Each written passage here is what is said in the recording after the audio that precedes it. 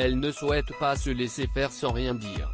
Invitée dans l'émission L'Instant de Luxe, Geneviève de Fontenay a eu des propos très durs à l'encontre de Nathalie Marquet. Après avoir assuré que l'élection 1987 avait été truquée, la dame au chapeau avait ajouté à propos de son mariage avec l'ancien présentateur du JT de 13h de TF1, Jean-Pierre Pernaut, « J'ai l'impression qu'il a surtout acheté l'écharpe Miss France. Nathalie Marquet n'a pas de cerveau valable. Si est trop grave, jamais une Miss ne m'a parlé comme ça, elle n'a rien dans la tête. Ce n'est pas le style de Jean-Pierre ça, si est sûr. Lui, si est un homme de talent et ça prouve que si est l'écharpe qui attire. » Au lendemain de la diffusion de cette interview, si est à travers le magazine Femme Actuelle que Nathalie Marquet a souhaité se défendre.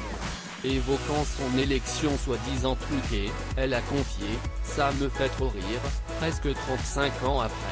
Je pense que Guy Lux doit se retourner dans sa tombe. »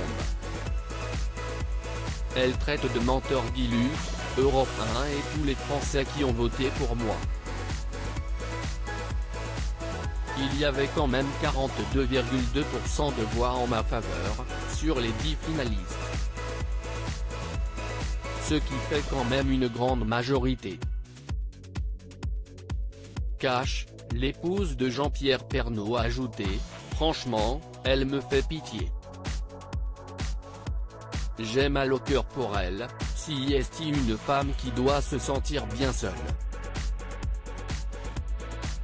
Elle a besoin d'exister. Mais elle n'a pas besoin de taper sur moi pour ça.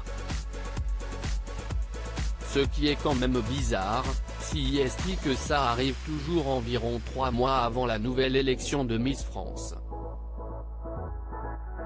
Tout ça pour faire du buzz. Nathalie Marquet, avec Jean-Pierre, on a explosé de rire alors que Geneviève de Fontenay s'en est prise à son couple. Nathalie Marquet a répondu, avec Jean-Pierre, on a explosé de rire. En déconnant, je lui ai même dit, tu te rends compte, tu as choisi l'écharpe. Mais 14 ans après mon élection, je pense que tu aurais pu avoir une Miss France encore plus jeune que moi. Si est clair que ce n'est pas pour l'écharpe, mais plus pour mes belles fesses dans la robe moulante et sexy que je portais la première fois qu'il m'a vu. Malgré tout, la jolie brune serait prête à enterrer la hache de guerre, à une condition. Si elle s'excusait dans la presse, et qu'elle m'appelait aussi de vive voix, je pense que, par rapport à son grand âge, je pourrais lui pardonner.